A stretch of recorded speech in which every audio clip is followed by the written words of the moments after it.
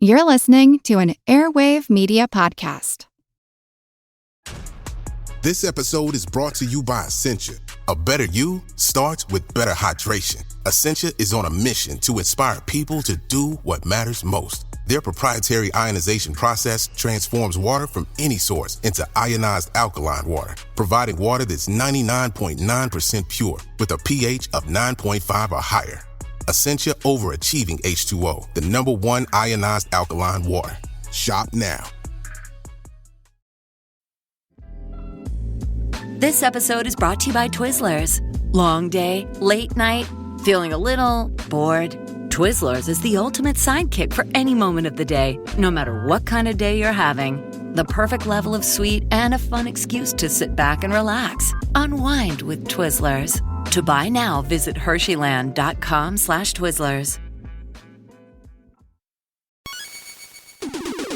Recorded in Chicago, Illinois, with your hosts, Ken, Matt, Neal, and Jeff. This is Triviality.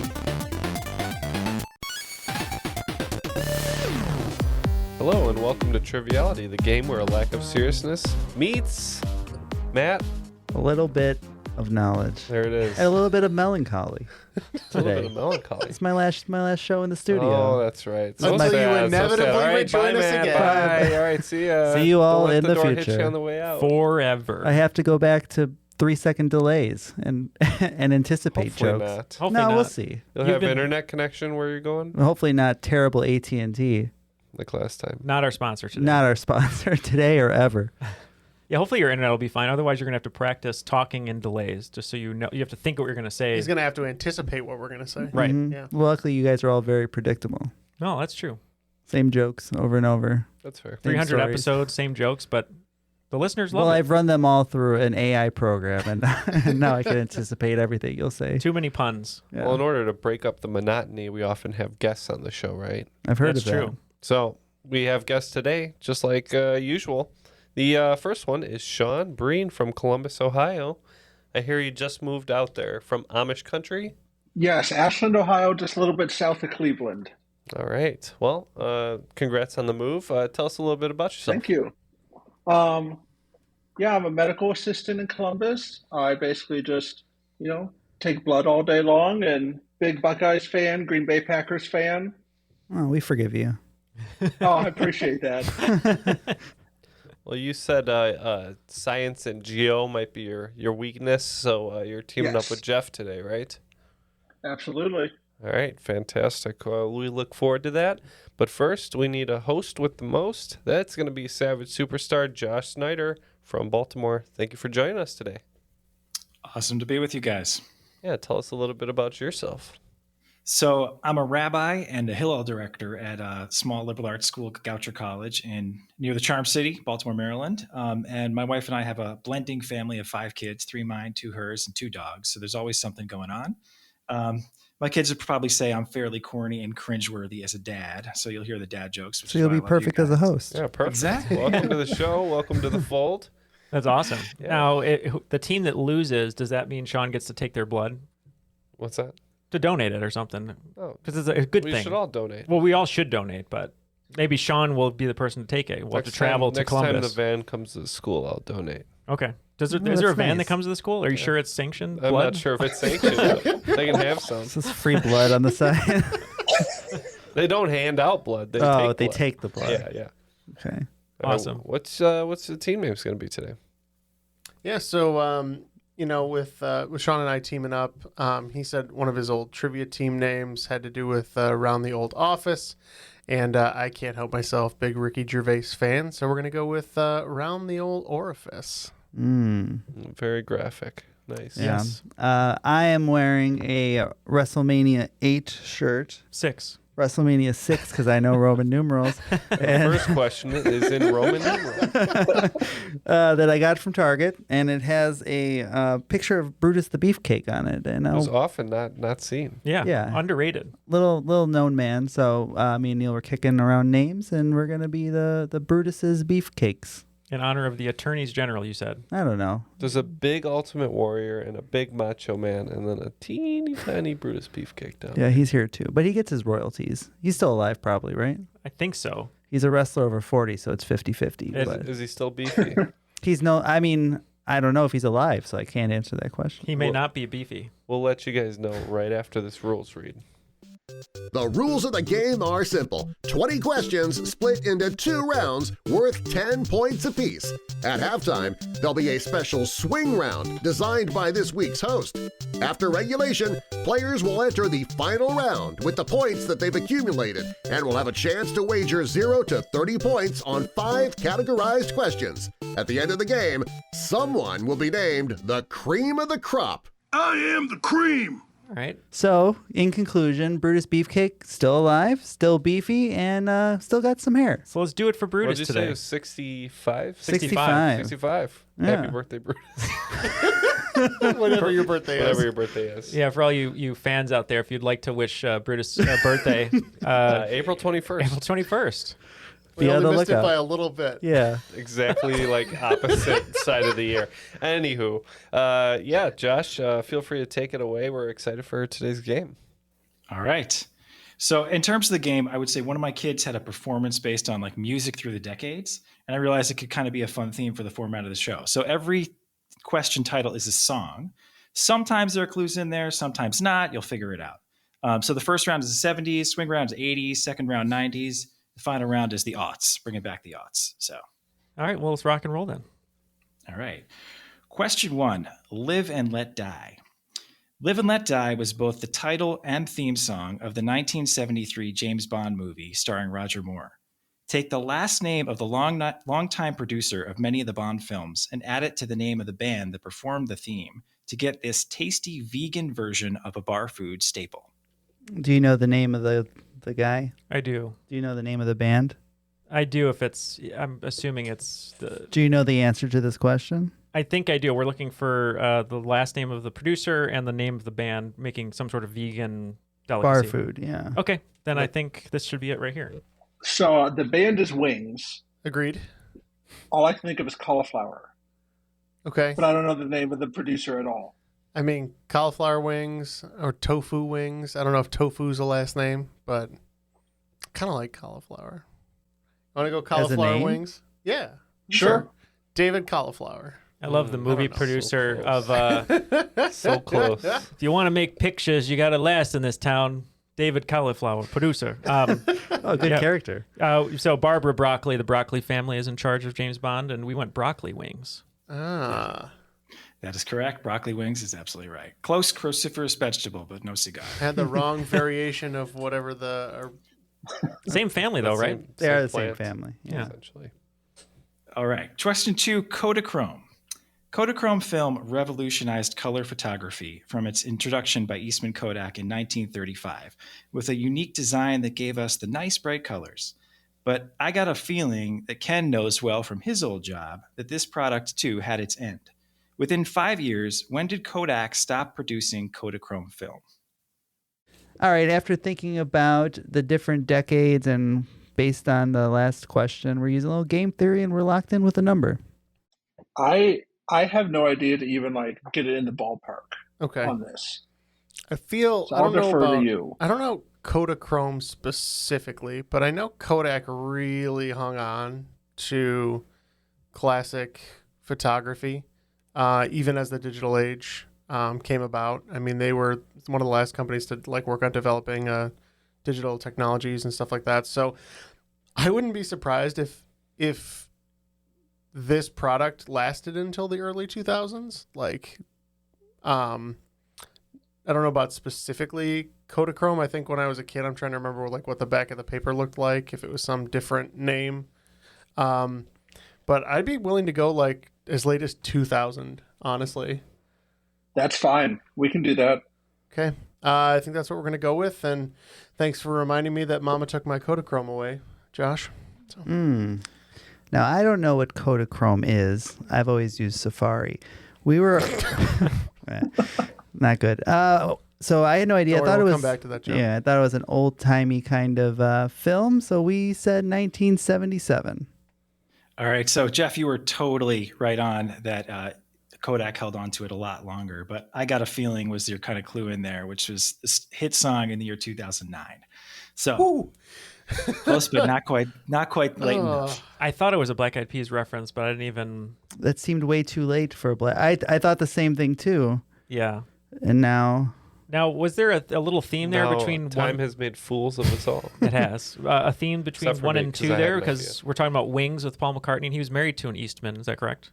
I think. Ooh, I didn't even think about that, Neil. Oh, okay. Layers on layers here. It's like an onion. I was going to give you credit for it anyway. Fair enough. All right. Question 3, hot stuff. If you'd like some hot stuff, baby, this evening, I could suggest any number of hot sauces, depending on your tolerance level. Arrange these chili peppers in order from mildest to hottest: Carolina Reaper, Cayenne, Ghost Pepper, and Habanero. Now, I know, Matt, you know that I'm not good with spice, but I do watch a lot of hot ones. Mm-hmm. I like that. I think this is right. Okay. I'm good to go with that. So I think cayenne's definitely the mildest. Okay. And then I think it's habanero, and then Ghost, and then Carolina Reaper. I agree. Carolina Reaper is the hottest, and then Ghost will be the second hottest. But I'm trying to think. I've never really had. I mean, yeah, you're probably right. I've never had like a cayenne pepper. I have cayenne seasoning all the time, and it's not that bad. But I don't think I guess habanero's maybe a little hotter. I'm good with that. I want to go cayenne 1, habanero 2, Ghost 3, and the hottest of all would be the Carolina Reaper. Let's bring some habaneros into the studio for Jeff to sample. Oh yeah, a little sampling. I like that. And Neil. Yeah, not me. I would have that's no for sure. problem with it. One bite, Neil's out for the rest of the season. I had fajitas today with jalapeno and Cholula, and I was like, this is tasty. That's fine. Very If you mild. bite into a raw habanero, you're in another world from what you just described. Lovely. To give you a Marvel reference, if I had one of those, it would be like the Guy Pearce in Iron Man 3 when his body just gets gets melts. Yeah. Oh, geez, Iron Man 3, deep Yeah. cut. Yeah, I think the Reaper is actually bred from the habanero and the Ghost to be the hottest pepper. So we also went with cayenne, habanero, Ghost, and then Reaper. Absolutely right. Points to both teams. Nicely Have you done. sampled the Carolina Reaper, Josh? I have had things with Carolina Reaper on it, but I haven't had a raw Carolina Reaper. Wendy's had Reaper fries, I think, and they were very hot. Yeah, I put way too much hot sauce on everything, so definitely. It gets to a point where it just seems unappetizing to me. Like, I'd like to taste something. Mm-hmm. All right, question 4. I am a rock, I am an island. Paul Simon sings, I touch no one and no one touches me. There are many island nations, but only a few that are only on one island, defined by having 99% or more of the nation's population on that island and don't share that island. Name 2 of them. Now, when I was writing my autobiography, I touch no one and no one touches me. I had no idea these were lyrics of the song. Just a coincidence. Like how I immediately looked at you. We are locked in with 2 answers that we're kind of sure are countries and we're kind of sure are islands. It's a good start. What do you think about Australia? I don't know if there's multiple islands. Yes, Australia has Tasmania, which would Okay. be, I think, just large enough to take it out of that 1%. My only other thought was Jamaica, but I don't know if they have multiple as well. I also put down Jamaica. Sticking in that area, I also wrote down Cuba. Oh yeah, because that's I think that's a pretty good one. I wrote, unsurprisingly, a bunch of other ones down, but I think we can just stick with Cuba and Jamaica. I think that those are good answers because I know Jamaica doesn't share an island. I don't believe they have any other small islands. The Caribbean's probably pretty good for that because if you got multiple islands, you tend to have them in the name. Trinidad, Tobago, St. Kitts and Nevis, that kind of stuff. So I'm good locking in Cuba and Jamaica. let's do it. I feel like we could have gone more well-known places like that, but Yeah. I mean, I thought of Cuba and Jamaica, Did you? but you know what? Too easy. Let's yeah, go. right. Why So you- go the easy route? So you started with Bahrain? We started with Fiji and Tonga. And Tonga, yeah. So I got to look up Fiji and Tonga. But I do have Jamaica and Cuba on this list for sure. Okay. I'm pretty sure that at least Fiji is like kind of an archipelago of some small. I'm pretty couple sure Fiji islands. has multiple islands based on my now remembering that in Survivor, they always had Exile Island, which was a different island in Fiji. Yeah. I love that you're going to Survivor for your geography. That's all I got. And I go They to need movies. different ones to make the water, on each of the islands. So Yeah. Fiji, apparently, it seems to have at least 2 major islands. Yeah. So all right, so points for around the old orifice, and we're on to question 5. Question 5: locomotive breath. Which instrument that is technically a woodwind, classified as a woodwind, is the only member of the woodwind family that has the gall not to have a reed in any way? I'm fine going with that if you want. I was just trying to think of other woodwinds that don't have reeds, but it'll take me a while. So I'd rather not. What about a rain stick? No, not a rain stick. I mean, we're talking like clarinet, saxophone. I know what a woodwind is. Oboe. I'm just trying I to had bassoon. basic music class Yeah. in my public school. Well, I too took basic, basic maybe. music class and basic music class 2. I mean, we can go with that if you want. There's no. Yeah, we'll find out if I learned anything in that class. Okay. We're locked in with an answer. Okay. What comes to mind, Sean? I was thinking this could be a clue in the question. And Jethro Tull is famous for having flutes. Yeah, that is what I was settling in on. I had considered a couple others, like the recorder. I think might be considered woodwind as opposed to like brass. But given the Jethro Tull pull in there, I'm almost positive flutes are considered woodwind instruments. And there's no reeds on the flute. No, because brass, usually you got a buzz for brass. That's how I remember that. So I think we're going to go flute. Great pull there. That's a good guess. Mm-hmm. Matt, what did you say? I just had Weird Al on the brain, and we went with the old accordion. All right. Well, I love the accordion and Weird Al on it. Not related to Frankie Yankovic, the famous accordion player, by the way. Yeah, but it's absolutely right. Nice pull, Sean. It is the flute. Ian Anderson played the flute famously in Jethro Tull, and I played the flute growing up. So figured I'd throw that one in there for you guys. Cool. And with that, we have completed 5 questions. Looks like around the old orifice, which is coincidentally where you should also put preparation H, has 30 points. Brutus Beefcake, 20 points. All right, we're not too far behind. I'll prepare my orifice however I choose. Josh, Fair do you play the flute like Ron Burgundy ever at parties? The jazz flute? I totally just rewatched that movie, and no, I can't rock it like Ron Burgundy. It's been a minute, but maybe someday. If I can grow the stash to the full luster, so that I can play it with that. Yeah. And after looking it up, the accordion not only is not a woodwind, it actually has a reed. So I was very, very wrong. Wow. Okay. So great job, me. Newsflash. Bad job, second grade music teacher. Speaking of the We're not soundboard, we cutting need open an a accordion for you. Ken. We need a like didn't. We Like a actually have a breaking fact, news? a breaking news thing when we We look up a have fact actual facts. of how wrong we were. Actual facts time. All right. Question 6. Ain't no mountain high enough. Naples, Italy, Bern, Switzerland, Valparaiso, Chile, Haifa, Israel, and Pittsburgh, Pennsylvania are just a few of the cities in the world that are inclined toward this form of transportation. No word yet on whether the band that sings We Are Young is performing a mashup with the vampire bunny who sucks the juice out of vegetables at a grand opening of one of these anytime soon. Sure. A fun pyre. Fun pyre. That's what we have. I'm a fun buyer. Yeah, I don't know. Yeah, who cares? It's like Colin Robinson. Okay, one team in with Funpire. Sean, do you know This this? sucks the fun out of the room. So I know the band is fun. Okay. And I think the blood-sucking rabbit is Banicula. So like Funicula. Oh, Funicula. That sounds like a thing that I think we should lock in with, and I'm glad we discussed because I would not have had that. So we got Funicula and a Funpire. Or a Which one's correct? Funpier. Funpier. All right, nice pull, Sean. Yes, Banicula was the bunny. I wasn't sure whether people would know. It's a funicular railway is what it's called. And that Pavarotti song, Funiculi, Funicula, is all about, one of those railways, apparently. It was the In viral hit Pittsburgh. in the 1900s. Yeah, So we're just Back talking in about like the Italy. incline train that goes up a mountain hill. Exactly. All right, question 7. Hotel California. The Eagles sang that the Hotel California was a lovely place and it was programmed to receive. However, there is a type of pet that is not welcome in California, nor in Hawaii, or several prominent cities like New York City or Washington, D.C.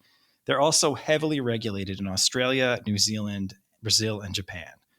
This may not dissuade nihilists who believe in nothing. What kind of pet am I talking about? You don't think it's anything as crazy as that, do you? A pet hyena? Put your I like how Matt was so confident it wasn't the right answer that he was just like, I gotta call him out on this. I mean, I could almost guarantee hyenas aren't allowed as pets. We could go with your guess. You might be correct. Yeah, probably. Based on one conversation I had one time with a crazy girl who went to Tijuana during lockdown and then had to be quarantined for 12 days, I believe this is the correct answer. Okay, I like your logic and all the background there, so we'll go with it. Does that count as logic? But I don't know. We're locked in. I'm totally out of my depth, Sean. I feel like I should be getting this. Maybe there's a Big Lebowski thing in here. I've never seen the movie, so. I was thinking I don't understand the nihilist clue. I don't get that part, but could it just be eagle with Hotel California as the category? Yeah, I mean, it could be. Other than that, I've got nothing. No, I'm fine with that. So they drop a what's he call it, a marmot in his tub, but it's a ferret, right? And you guys said what? We said hedgehog. Oh man! All right. And now that you said ferret, I'm pretty sure that ferret was the friend's pet, and I was thinking of the wrong friend. You were thinking of me I was thinking of you with the hedgehog. with your hedgehog.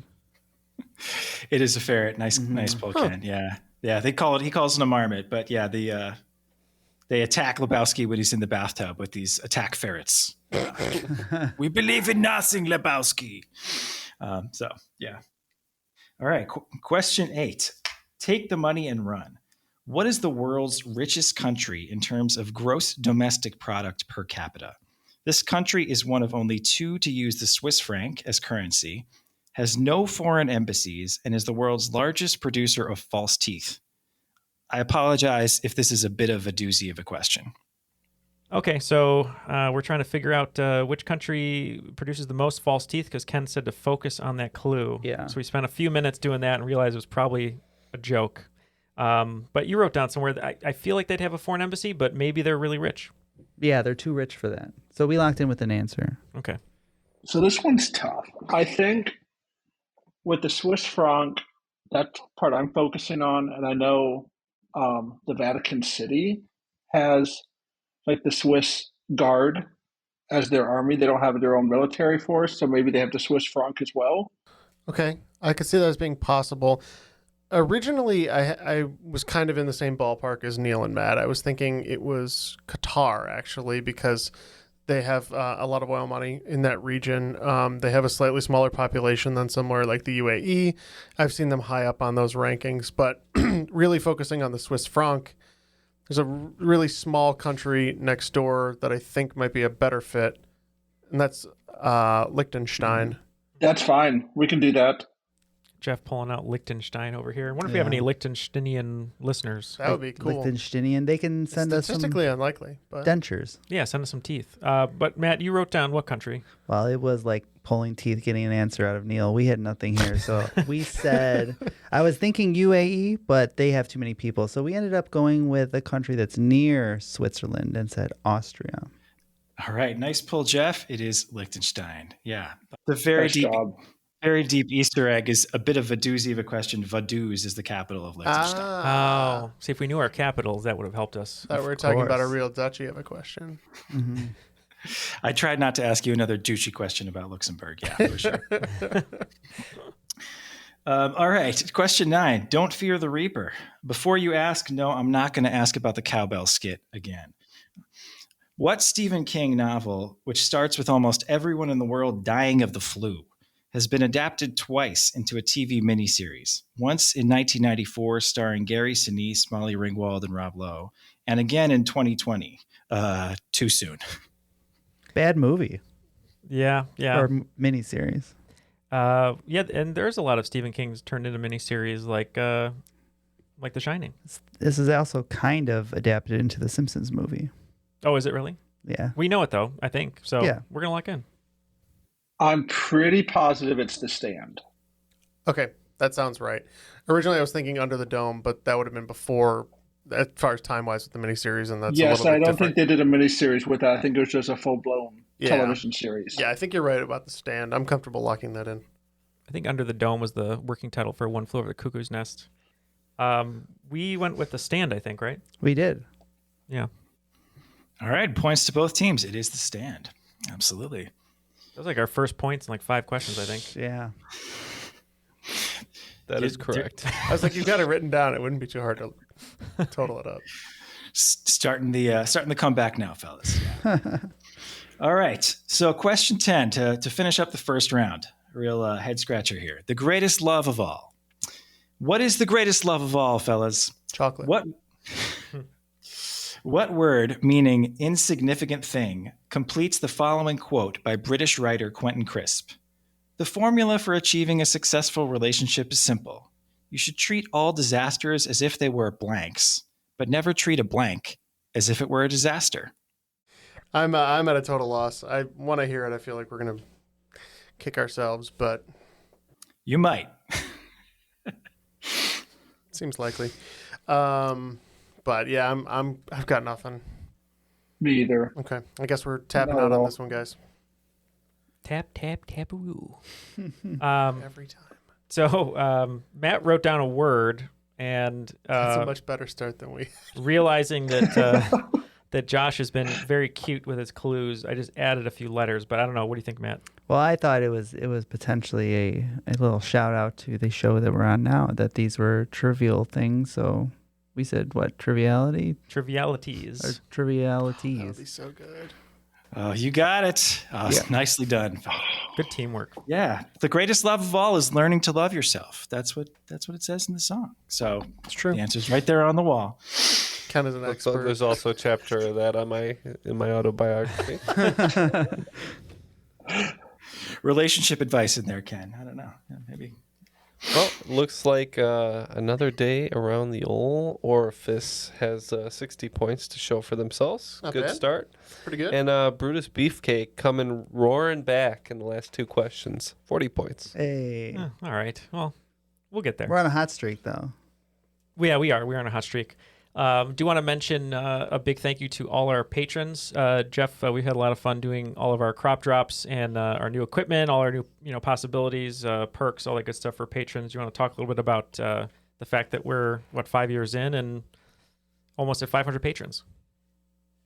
Yep. Don't know what more I can add. 5 years, 500 patrons. We're almost there. What more to say? Yeah. Well, if you'd like to join Josh and so many others in supporting the show and getting hours of extra audio content, you can go to patreon.com/Triviality Podcasts, and you'll get to see videos like we're going to record this week of us jousting with baguettes, which was a wager. If that's not a hard sell, I don't know what I is. was going to say, if that doesn't earn your monthly support, I don't know what will. Because if there's something you should do with friends, it's break bread, but you have to do it in a fun way. Do it on their faces. On their faces. So go to the Patreon. habanero on the end. Yeah, exactly. So go to patreon.com/Triviality Podcasts and join everyone else who's helping support our show.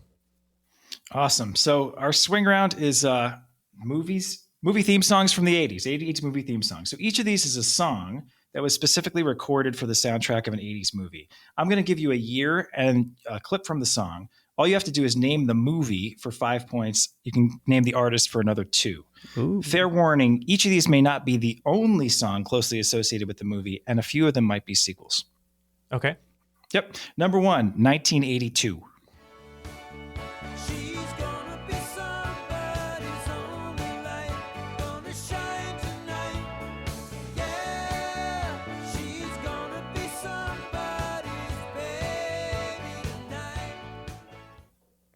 All right. Question 2 from 1983.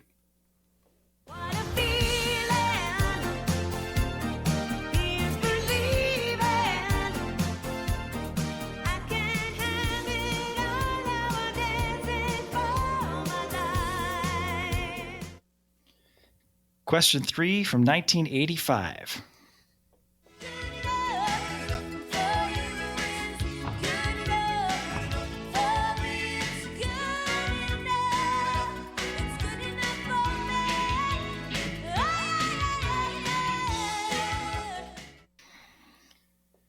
Question 4, also 1985.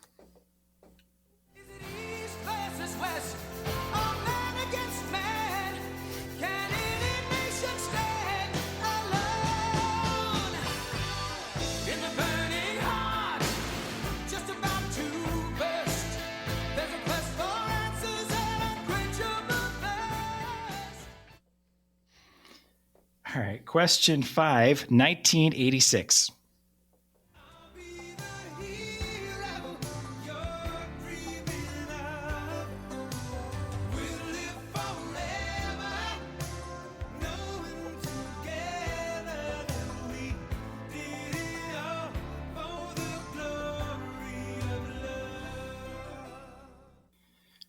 Question 6, also 1986.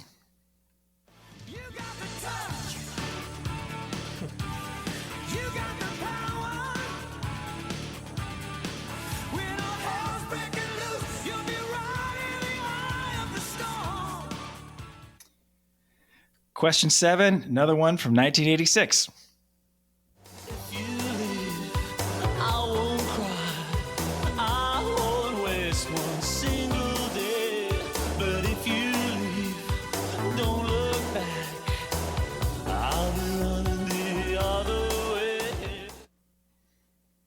Question 8, 1987.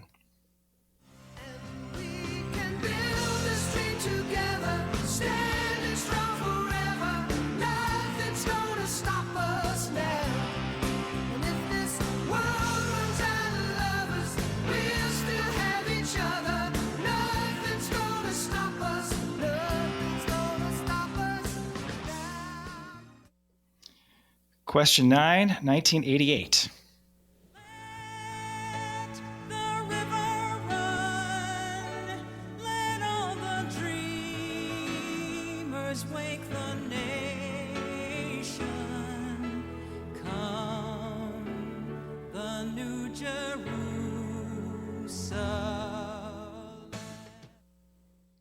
Finally, question number 10, 1989.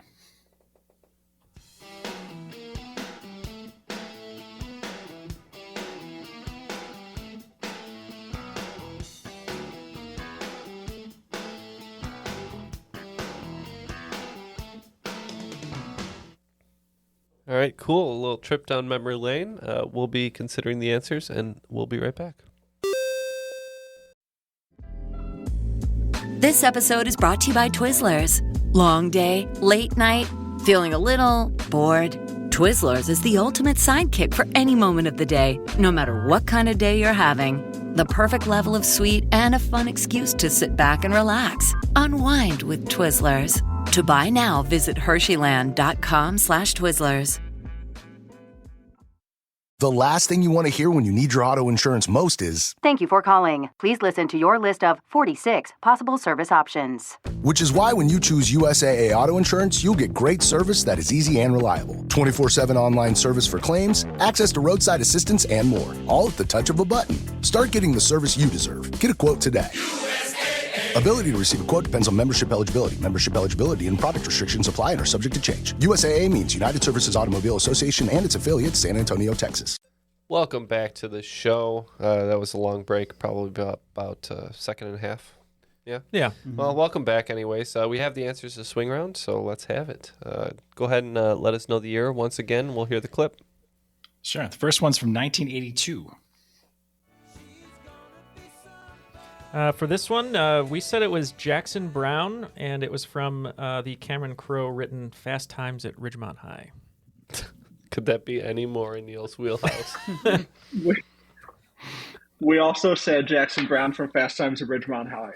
That's right. You got it. Jackson Browne, Fast Times at Ridgemont High. He wrote the song for the movie. All right, Stacked cast. I'm only saying, Neal, there are certain types of people who pause exactly at that minute mark. That's true. That's 7 points apiece. Oh, yeah, that's right. 7 points Bonus apiece. points, yeah. All right. All right, number 2, 1983. We went with Flashdance, and we said it was by Irene Cara. Same. We also said Flashdance by Irene Cara. All right, 7 points apiece again. Starting off. Good start. I'm feeling nicely. much better about We're going to have this. some football scores. All right, number 3 from 1985.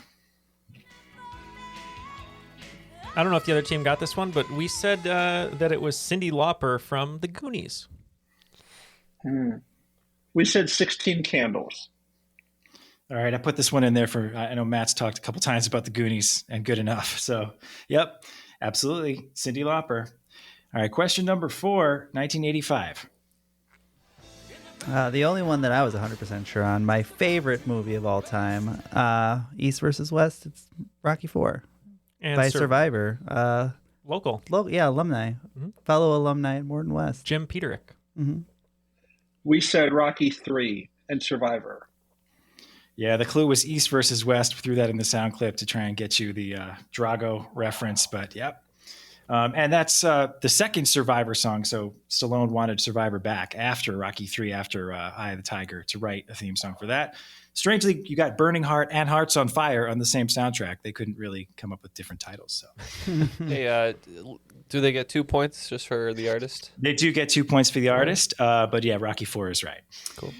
Question number 5, 1986. So this one, in honor of Cobra Kai coming back very soon, is The Karate Kid 2, and we said Peter Cetera. We also said Peter Cetera and Karate Kid 2. All Sean on that one.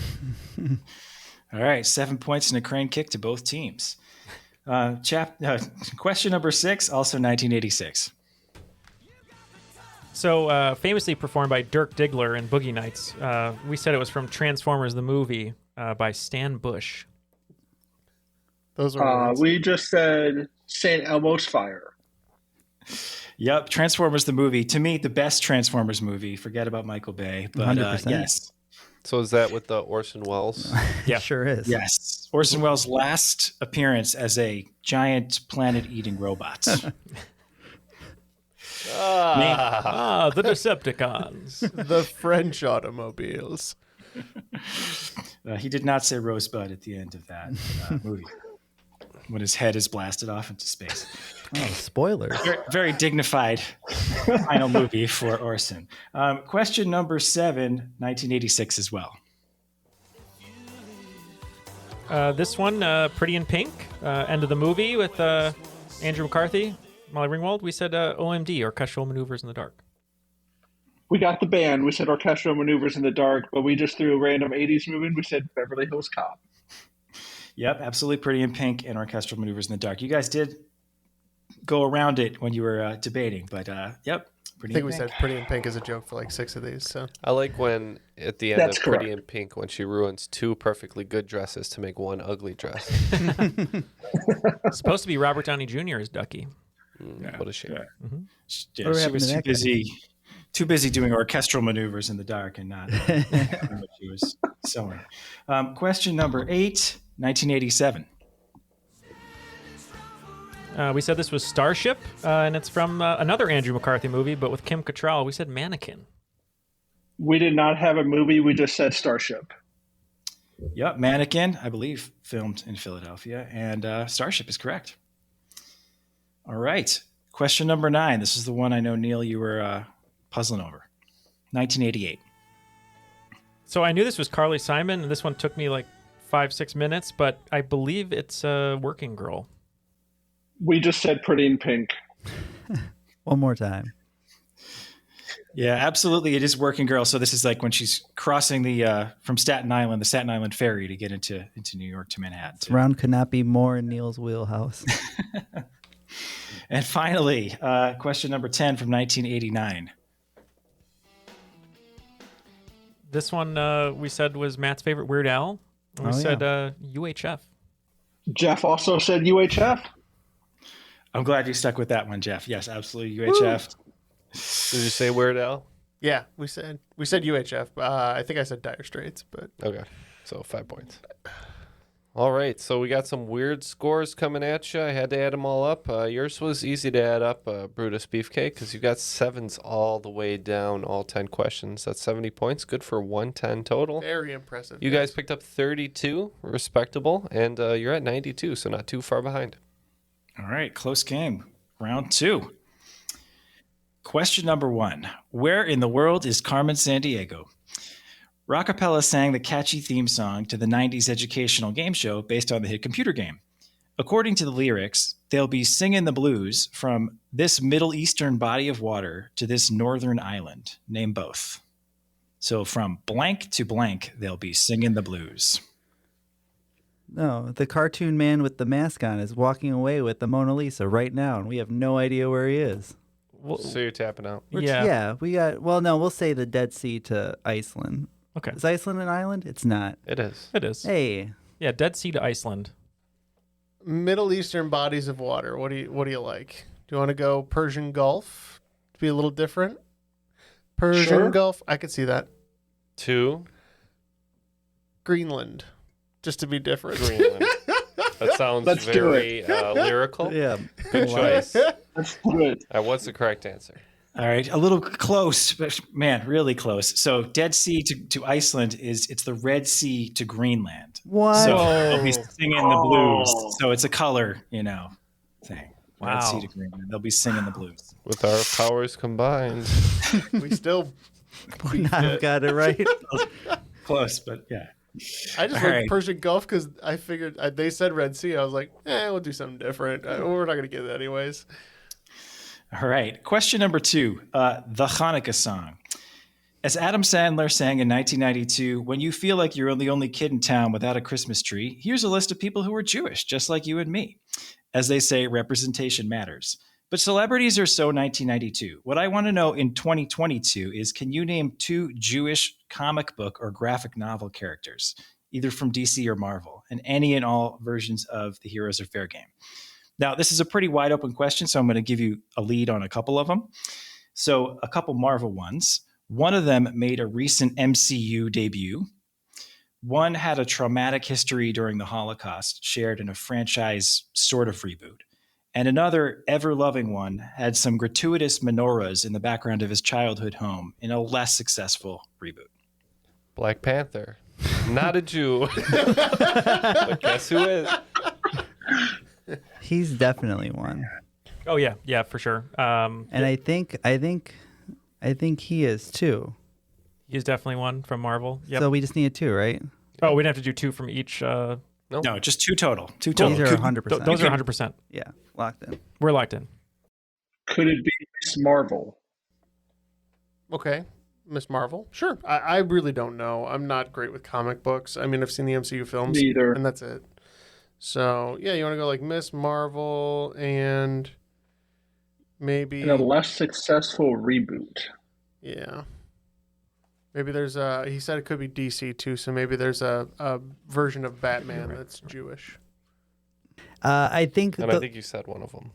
Well, you did say it at one point. But in the new X-Men movie, the origin story for Magneto is he was in a concentration camp. A concentration camp, and that's how he got his way out. And I believe that Moon Knight is also Jewish. Yep. Moon Knight and Magneto are 2 of them. The Thing is another one. Just Green Lantern, and I could go on and on. Quicksilver and the other Magneto family members. If you really want to get into the Marvel. Is Harley Quinn Jewish? I had a feeling. Harley Quinn, yes. So there's the whole thing about Harley Quinn. I think one parent was Jewish, one was not. Yeah. So it comes up in the comics a little bit that she's also Jewish. That's really neat. Cool. Iceman. Yeah. So pretty cool. All right, on to question 3. She's So High. Tal Bachman. Yes, we all love that song here. Since 1959, the Bagdasarian family has led a franchise that spans music, TV, and film using a unique recording technique. They've won 5 Grammy Awards, an American Music Award, a Golden Reel Award, 3 Kids' Choice Awards, and they have a star on the Hollywood Walk of Fame. What is this franchise? Okay, all right. We have a guess, and we're gonna lock in over here. Yeah, Sean. I don't think we're gonna get there. Do you want to just I don't either. jokingly lock in the Addams Family? That's fine. Okay. But we thought someone who's been around for a really long time, was animated and had a unique recording technique. We went Alvin and the Chipmunks. That's absolutely correct. Nice. Yeah. So they used to always start recording in a low voice, really slow, and then they speed it up. So they always talk about like chipmunk voice, and that's where it comes from. So yeah. That's how I edit the podcast now. I speed it up to 200% basically. I cut it and then I slow it back down. Maybe you release it one time as 200%. I should. How long is it? I'm sure some people listen to the show like that, right? I know a lot of people that listen to all their podcasts at 1.5. But those programs tend to keep the same pitch. They don't up pitch. That's so. true. Mm-hmm. And then when I fix it to the right speed, we all sound drunk. Oh, I'm sure. 'Cause Yeah. my mind readjusts to our speed. Yeah. So yeah. Well, we should release an episode as chipmunks. Okay. Absolutely. Patreon bonus. All right. Question number 4, Return of the Mac. One of my all-time favorite video games is Punch-Out on the NES. Of course, originally Mike Tyson's Punch-Out, when you had to face Tyson to win the game. When Nintendo's license with Mike Tyson expired in 1987, they reissued the game with a new final champ called Mr. Dream, whose likeness and record were based on a real-life heavyweight champion that retired undefeated. This same boxer also served as inspiration for a well-known cinematic pugilist. Name the boxer. Okay, so we went through some boxers, and Matt described what Mr. Dream looked like, and we came to a consensus that Matt wrote down a name, famous boxer. Describe my dream man. Yeah, so we're going to lock in. Yeah, the one undefeated one I know is Rocky Marciano. Okay. I'm good with that. Because I don't know any undefeated boxers. So. Which would have shared a name with Rocky. Okay. So that would fit the movie. Yeah, we also locked in with undefeated boxer Rocky Marciano. Marciano it is. Absolutely right. Oh, nice. Yeah, that was what Raging Bull was based off, wasn't it? Or Isn't that Jake LaMotta? Jake LaMotta, LaMotta. yeah. Similar kind of boxer, I suppose, style and stuff like that, but yeah, different guy. I don't think they've ever, there's not a big one they've made a Rocky Marciano biopic as far as I know. Gotcha. No, he's appeared in movies, but not as a solo. Or, no, actually, no, there was a solo movie. It was like a straight-to-video one, now that I think about it. We sold it at Blockbuster when I worked there, I think. He retired, and I think shortly thereafter died in a plane crash. It's sort of, tragic story. So, yeah. No. All right. Well, with that wow moment, I'll go question number 5. Under the bridge. What was the first bridge in the world to use steel cables to provide suspension? Despite numerous and deadly accidents in the completion of the bridge, it still stands much as it did when it was completed in 1883. And little newsflash here, there was a Rocky Marciano movie starring Jon Favreau, of all people. Oh, he looks like he's in pretty good shape then, too. 1999. All right, Sean. Originally, I was thinking the Golden Gate Bridge, but that was finished in the 1930s. And he said 1883, right? I do not. The only other one I can think of is Brooklyn. That was what I was going to guess. Either that or... No, I don't think it's the new Tower Bridge in London. Why don't we go with the Brooklyn Bridge? Okay. Fun bridge to walk over. We said Brooklyn. Yeah. If all your friends answered Brooklyn Bridge, you should still answer it because it's the right answer. Okay. With that, looks like another day around the old orifice picked up another 20 points, bringing them to 112. And 40 points in the second round so far for Brutus Beefcake. So that brings them to 150. All right. Question number 6. 2 princes. If you are a doctor of spinning meats, then you know that there are 2 princes of the Mediterranean street meat variety. One originating in Greece using lamb or beef, and one originating in the Middle East using turkey, chicken, or lamb. Name both. You Sean, might looks ask, like we know this. I'll give you an extra little clue here. You might ask Rob Schneider for more juice for the first, and maybe the Avengers can point you in the direction of a good joint for the second. You like the juice? We can lock in over here. Mm-hmm. So the Greek one, are we thinking gyro? Yep. Okay. And the In Middle East, shawarma. shawarma? Yep. That fits with what we know about the other clues. So Shawarma. Yeah.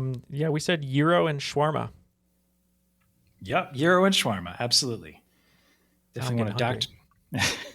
Not to even mention El Pastor. Yes, yeah, El Pastor solid. That comes from a spinning wheel. Or like that one. It's on a spit. I want to see a movie where Rumpelstiltskin is spinning shawarma. Like spinning shawarma into something else or spinning something else into shawarma? I think spinning something else into shawarma. hay and then stealing your firstborn. Jeez. Question number 7. Sitting up in my room. When I was sitting up in my room while attending Lower Merion High School in suburban Philadelphia in the late 90s, I could practically look out the back window to the home of a future NBA Hall of Famer who was a year ahead of me in high school. He was already famous by the time he graduated, having won a state championship, jumping straight to the NBA, and taking a well-known singer to the prom. Who is this NBA legend whose father must really have loved a fine steak? Jelly beans. Did you know it? What? The answer? Yeah. Oh, you got it? He answered it after the first I said Lower Merion. I got the jersey. Oh, okay. So, yeah, you're good. I just like took Brandy to prom. Yeah. I mean, I love the sitting up in my room clue there. Yeah. Okay. We're locked in. Yeah. Do you have all the input that these guys have? I don't know, Sean. It looked like you were onto something. It's Kobe. Okay. For sure. Oh, yeah. Kobe beef. Perfect. Yeah. Kobe beat Bryant. Absolutely. It's right. Yeah. Kobe was a year ahead of me in high school. It was kind of cool. Just, growing up with him. But yeah, he did take Brandy to the prom. I was there. It was definitely a scene. They were there for all of 2 minutes before they left for a party with Boys to Men. So, yeah. Oh, wow. Motown Philly's back again. So, so did you grow up in Philly then? I did. I grew up in the Philly suburbs, like really Born and raised? Born and raised. And I did spend some days on the playground. Me and like 10 of my height and coordination challenge friends played against Kobe and a cousin of his once, and he totally just demolished all of But us. Don't say. No little fights though. Did you join 3 friends and you started to sing, and you named yourself Boys to Men? That's not. Alas, I was only a boy for much of my time there. I should dream about that every day. Yeah. All right. Question number 8. And forgive me if my pronunciation is bad. This is French, so help me out on this one. Maîtresse du Temps. Maîtresse du Temps, or Mistress of Time, was a 1996 French rap spoken word album that was only 4 tracks long. Very few people actually listened to it, but it's remarkable and record-setting because of its vocalist, a woman whose first name is Jean. What is remarkable about her? A duet between her and Blue Ivy Carter would really be something. I got nothing. I got nothing. We're going to tap. Yeah. We'll come up with an answer when you come back to us, but no, it's definitely a tap. The only thing I can think of is that she's Mistress of Time, and it's French. Cartier is a famous French watchmaker, I want to say. So I don't know if there's. I'm down because Jay-Z's real name is Sean Carter. Right. So Cartier and Carter. Jean Cartier. I'm fine going with that. So she's the Cartier heiress, I guess. That's what we're guessing. Yeah. Yeah, we just said Celine Dion Depardieu. I think she's French Canadian, but across the ocean for that love child. Sorry for misleading you guys a little bit here, but so it's the woman's full name was Jeanne Calment, and she was the oldest verified human being. So she recorded this album at 121 years old. And Blue Ivy Carter recently set a record when she was born because her birth cries were on an album. So she was like the youngest person ever to be, a recorded artist. This is the oldest person to ever be a recorded artist. Wow. That's really interesting. So I actually know a little bit. I've been looking into, so Jean Calment, at the time she passed, which I believe is in 96, was given that title, but it's believed now she might have actually stolen her mother's identity for Social Security purposes and maybe only made it to like 100-ish. Weak. So her record is a little maybe up in the air right now, but yeah, I've definitely heard of her. That's crazy. I think I heard that too, but I'm not sure. I thought there was more verification. She said I don't know remembered Van Gogh as a child. Woman. Yeah, if she were alive now, not 20 years, she would be like 160 years old. She said, I think at the time she was... Then I'd be impressed. When she passed in 96 and she was 13 when the Eiffel Tower was complete. She said she met Picasso, or not Picasso, but Rembrandt. Van Gogh and stuff, and he was kind of a jerk, I guess. So, interesting lady. He was a smelly man, she said, yeah. All right. From the very... I'm not really sure. There's no transition here, but question number 9. You could be mine. There is a pink salamander with feathery external gills that has increased in popularity as a pet and in pop culture in recent years. However, it's increasingly endangered in the wild in its native habitat in Mexico. What's the name of this animal, which can now also be found in Minecraft? Don't know anything about Minecraft. Creepers. Sure. That's gonna be my guess. Creepers? Yeah, there's a lot of creepers in Minecraft. That's all I know about Minecraft. Okay. I don't know. I know there's blocks, Yeah. I think. Let's go creeper. What do you think, Sean? Creeper was all I could come up with because I don't know anything about Yeah, Minecraft. he said you can now find it. So I wonder if it's something new to the game. Okay. And he said kind of like pink and fluffy, so a cotton candy salamander. Okay. Sounds good to me. It's something like axolotl or something like that. Axolotl. Yeah, you got it, Ken. That's right. Axolotl, absolutely. So man. Axl Rose, axolotl. There you go. Oh. Yeah. Some clues in the questions. You know, They got so- real derpy faces, right? Yeah. People They like look them. like they're smiling. Oh, Cholos. They're talking about like little dogs. No. Not at all. We're talking about salamanders. No. Their favorite Guns N' Roses album is Chinese Democracy. Which means they can't be trusted. They can't be trusted, yeah. All right. Final question of the second round. Who am I? What's my name? What actor and producer has appeared in the films Two Guns, Contraband, The Philly Kid, and The Whole Truth, along with numerous small roles in other films and TV? If you have no idea, because who would? Don't tap. Just spin the roulette wheel. You might be fortunate and land on a patriotic 17 or 36. Just no idea. John Cena.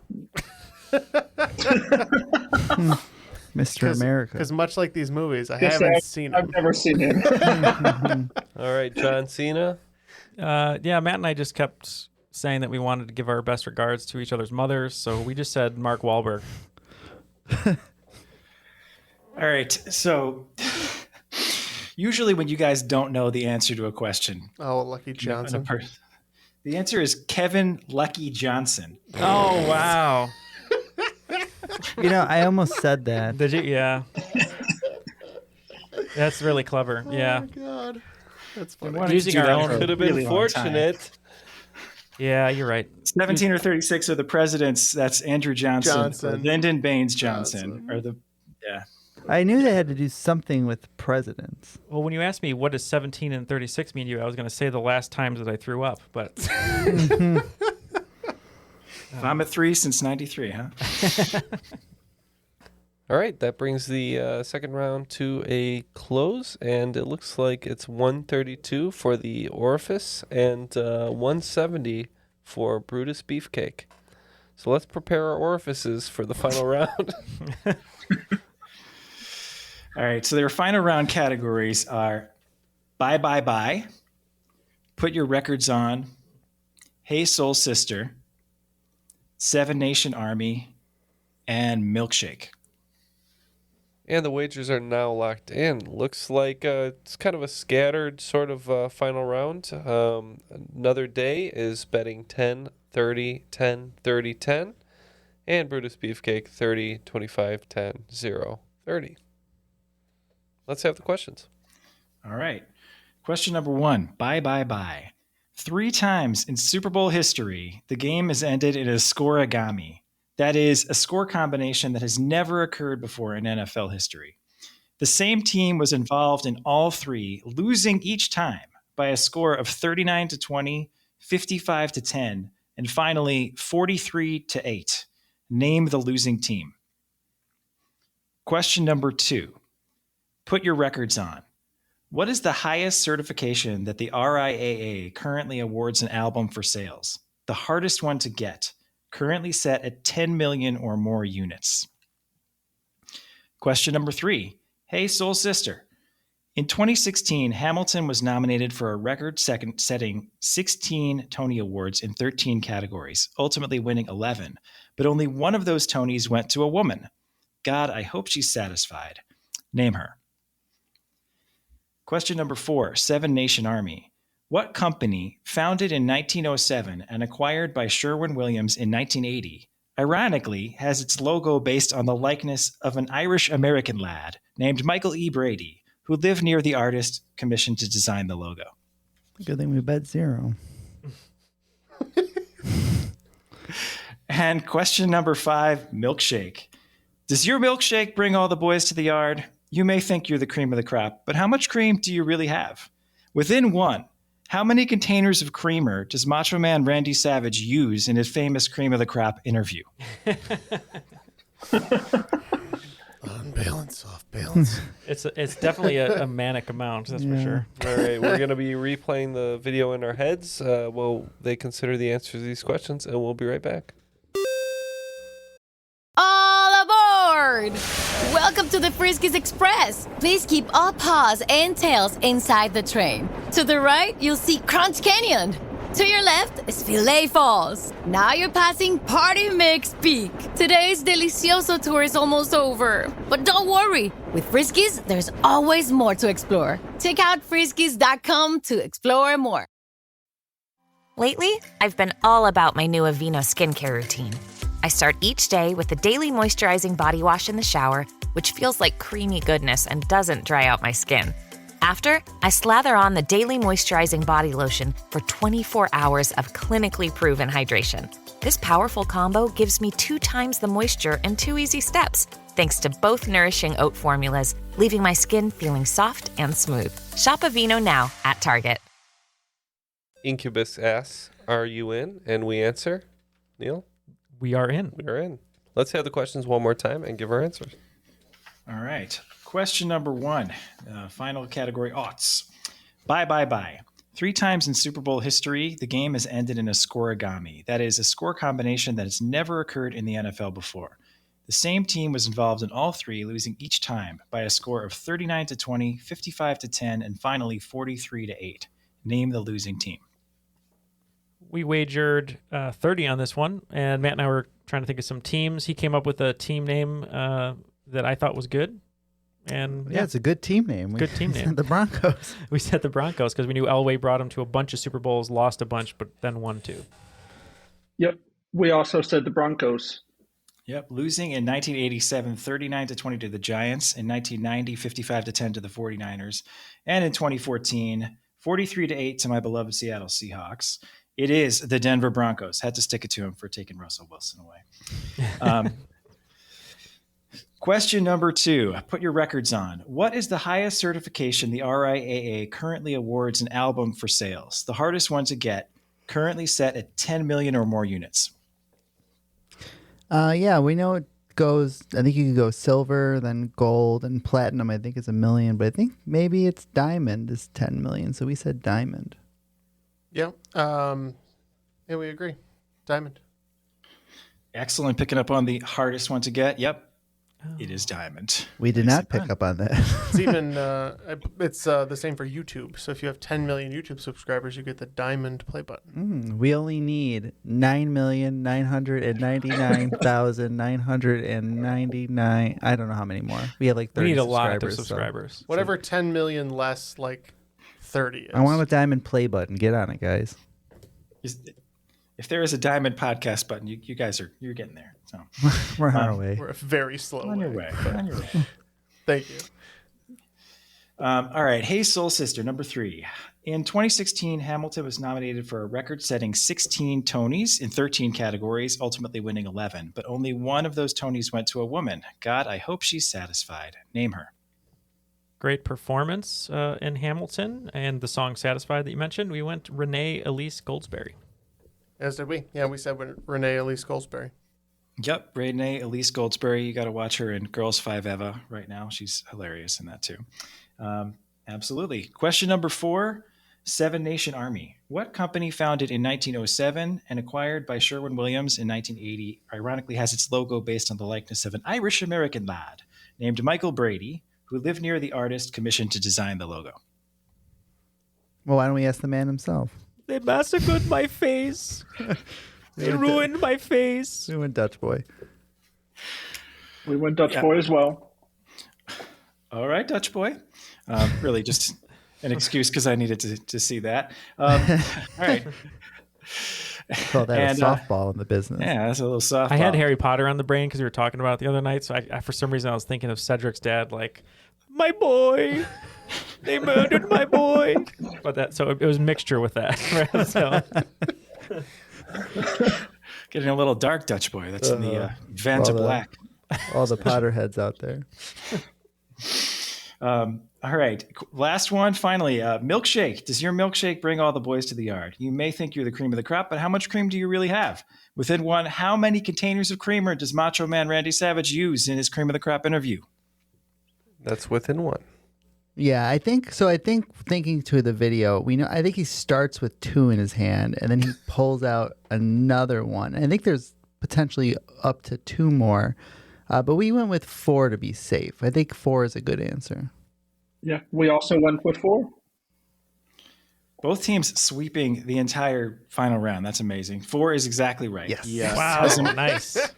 He has them all in his left hand, picks one out and flicks it on the floor, does the same after pointing at Jack Tunney, sticks one in Gene's pocket, takes the last one out of his hand, puts it on his head, it falls on his shoulder to the floor, and then he picks the one out of Gene's pocket, throws it from his right to his left hand, back to his right, and throws it away as he walks away. So he's tired of President Jack Tunney always bringing him down. President Jack Tunney. Well, I have to say, I don't know what the scores are yet. Ken's currently tabulating those. But Sean, I feel good about our performance in the end here. I don't know if we bet enough, but we'll have to wait. It's going to come down to wagers. We will say, though, wonderful questions across the board, though. What a great game. Okay, blah, blah, blah, yada, yada, yada. Do some math. It looks like we have a winner, and that winner today is Brutus Beefcake. You're today's cream of the crop. On balance, off balance, doesn't matter. I'm better than you are. Yeah. You had 265 points to 222 for another day in the old orifice. Good job to both teams for sweeping the final. Yeah, just had to super kick you through the barbershop window. Yeah, we came back. Yeah. We got the shears out, started cutting necks, cutting ponytails. Cut necks and taking checks. It wasn't like a late surge, though. Often, if you come back, it's a late surge. But you guys, that swing round was just right in Neal's wheelhouse. Yeah, put it away. Yeah. And you know what? I can't feel bad about that. Sean, we played well today. I felt pretty good about our performance, all things considered. And appreciate you being on the show and being such a good teammate. You really helped me out today. It's another part of my autobiography. I felt pretty good about my performance, all things considered. Title of your sex tape. Yeah. Sean, you mentioned maybe being on a future episode if it has to do with baseball, so maybe we'll get one of those going. But we appreciate you. That'd be awesome. We appreciate you hanging out. Any final words, any shout outs, anything like that? Yeah, I'll shout out my wife, my favorite trivia partner, Kayla. What's up, Kayla? Thanks so much for having me on. You are welcome. And Josh, I think I can say it for everyone here. We loved the game. Mm-hmm. I don't want to put words in each other's mouths, No, but I will. I loved the game. I loved it. But thank you for writing it and for taking some time today, being a Patreon supporter. Any final words from you today or shout outs? Well, thank you guys. I hope there was a little bit of something for everybody in that. I definitely want to thank my wife and kids and my mother-in-law for providing the blessedly quiet space to record. And I guess my shout out, I would say, my PSA would be, more people make an effort to get to know people that are different from them, race, gender, sexuality, religion, the better off the world will be. Maybe even people that like train, like myself. So, by the way, I would not start with Meat Virginia. I like California 37 if you're really trying to get into train. I think people that like train. I can't train itself. That's fine. It's not for you, But I would say that, trivia people are open-minded people. And that's what's an awesome thing about trivia is, right? You got to keep your mind open to keep learning. And I love doing this with you guys. It was so fun. And shout out to the community for being awesome and helping to play test this game, specifically Ian Belovich, Ian Schultz, and Louis DeRojas. And thank you guys. This has been a blast. Well, thank you for coming on. Thank you. I know we all well and truly believe that diversity is the bedrock of a successful society. Even with people who like train. So yeah, regarding train, some hurts are just too deep. But that'll conclude the show. Yeah, thank you for those wise words. And that's it for Josh and Sean, Jeff, Neal, Matt, and myself. That was Triviality.